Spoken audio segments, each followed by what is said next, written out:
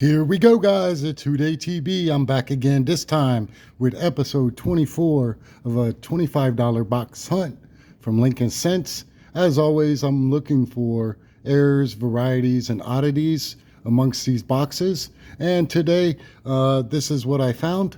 And I'm going to take a couple minutes here to explain to you what I pulled out. And then there's three error coins and two variety coins that sparked my interest and I thought I would share with you. Let's start off over here on the left hand side up here up front. This is probably this is our first oddity, kind of really. This is a plastic coin that I pulled out. It weighs 0.26 grams, just super interesting that it just snuck into the mixer and got rolled up and put into circulation like it was a normal coin. The next oddity that I found was this 2002 Lincoln Cent right here. Let me zoom in. 2003 Lincoln Cent. This coin displays this hole right here over the date, and then this fractured edge right here at the 7 o'clock. This is actually damage. This is called zinc rot. Typically happens when coins spend a long time in some water and end up getting corroded and rotting through. There are coins that display holes that are true mint errors. They're called blowhole errors. That happens when planchets are rolled super thin, and then when they're pressed and minted, the weakness causes a hole in the planchet. But when those happen, you do not have all this corrosion and stuff onto the coin. That's a big difference in identifying what is a true error versus damage. All right, moving right along. I've got these two nice and shinies. I always pull them out. This nice BU condition, 1964. And then this 1972 out of Denver. Always like to keep the nice and shinies. Sometimes I compare them to my book and see if I have upgrade. Unfortunately, those do not upgrade any of what I have already. I got two Canadian coins. This one from 1987, and the next one from, I believe, 1999. Always pull those out as well because two reasons. First, they're worth a little bit more than actual Lincoln Cent, and number two, they stopped minting those in 2012. And then I have albums also that I fill up along the way. Found three 1959s. Always pull those out because it's the first year mintage from this memorial back. It's still worth only a penny unless you find one that has a wheat back. That would be a phenomenal find. So the last year of mintage, just to remind you guys, 1958 was the last year of mintage with the wheat back, and then in 1959 they started minting with the memorial back.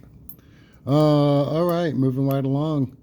I've ended up with 6 of the 2009, all 4 different reverse designs I found.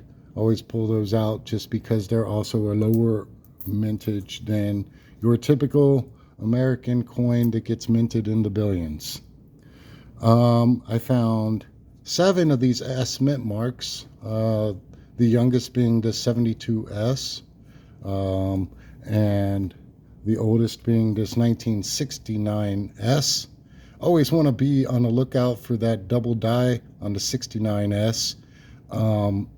The doubling will occur on the date only, 1969. The S mint mark, since it was stamped separately on the working die, will not display doubling. This coin, however, shows mechanical doubling. And I'll go ahead and I'll throw it under the scope real quick just to show you what I'm talking about, because some people do actually search for these and want to pull them out and collect them. All right, let me focus this a little bit better for you. So when I come over here to the date, Let me get you focused. Come on now. A little bit tough, all right. But right there on the 9 and the 1 and the S right here, you can see all this. This is all shelf-like doubling, which is mechanical doubling up here as well.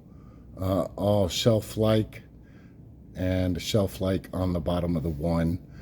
If this was a true double die, the doubling would actually take part north of this 9 right here and 6. Oops. North of the 9 and north of the 6 right here. And it would make the 6 look fatter, not thinner. Same thing with the 9. This shelf-like doubling makes the 9 look thinner.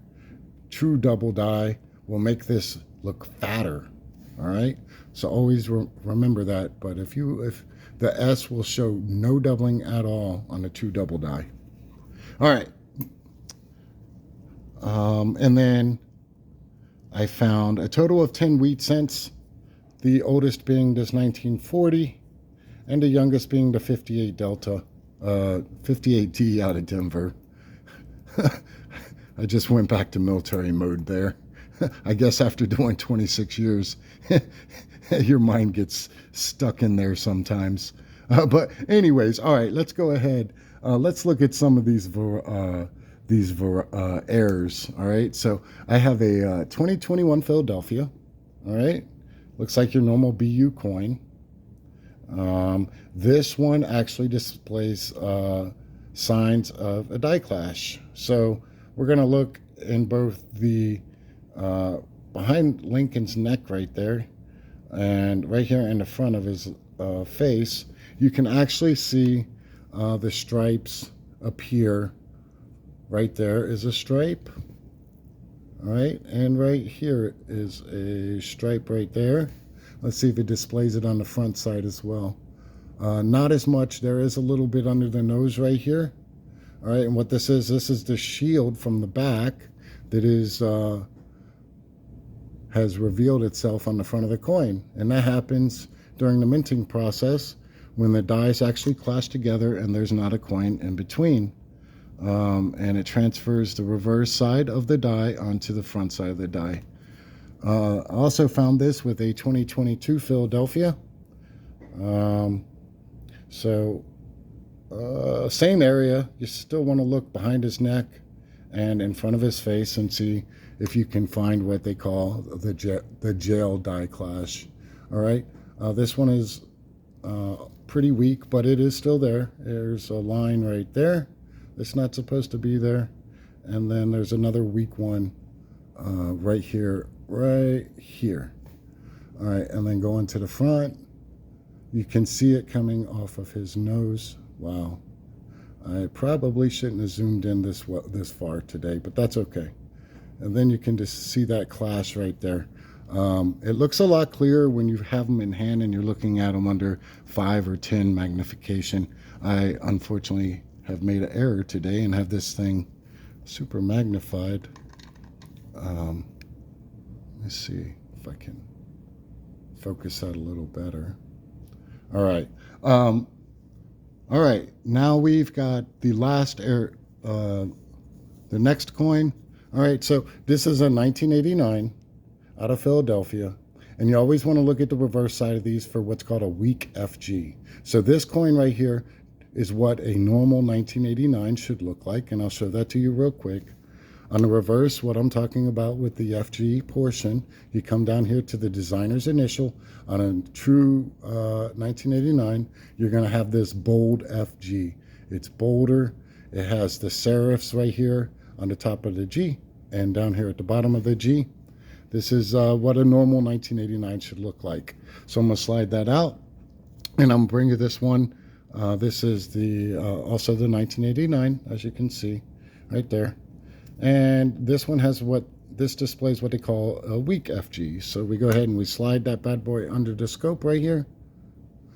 And with this one, you can see the F and the G are a lot smaller. Okay, they're not as fat and bold right here, and the G just goes straight up and down. There's no serif that goes across the top of the G, and there's no big serif down here at the bottom of the G.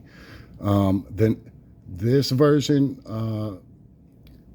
when you find it, it's worth a couple bucks, right? So if you find a 1988, same variety, but just the opposite, where the F, because on an 88, the FG looks like this.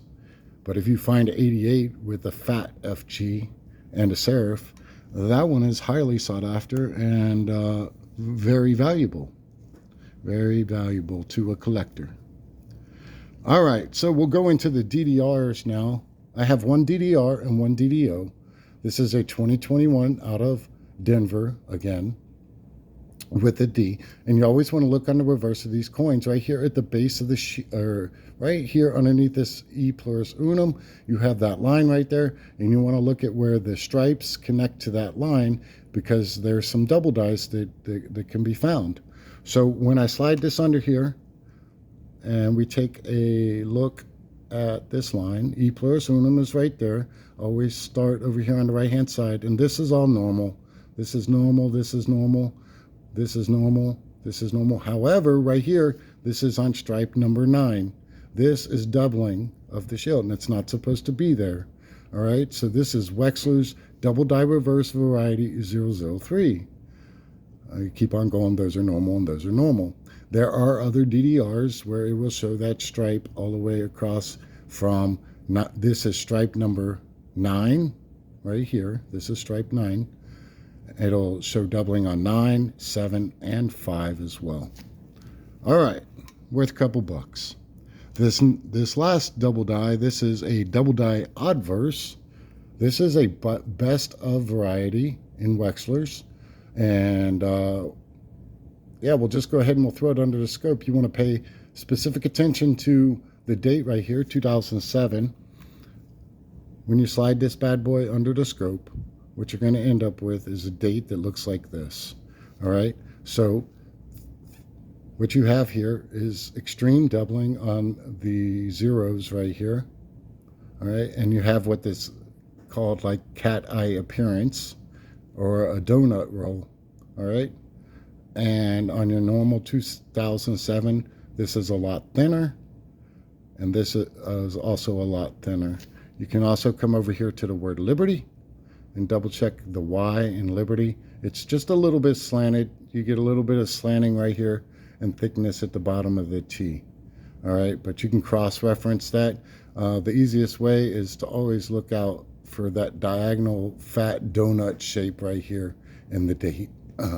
So this is Wechsler's DDO003. All right, so that completed my $25 box hunt this time. I appreciate your time and patience as I explain some of the errors and varieties that you should look out for while you're hunting. This hunt yielded a few oddities and varieties that I just wanted to chat with you guys about. But if you like this information, please take a second to like and follow and subscribe on my channel. Leave a comment if you would like. I'd appreciate it. I'll respond back if I see it. And got a question or anything like that, I'll take care of you. Until next time, this is Huday TB. I'm out.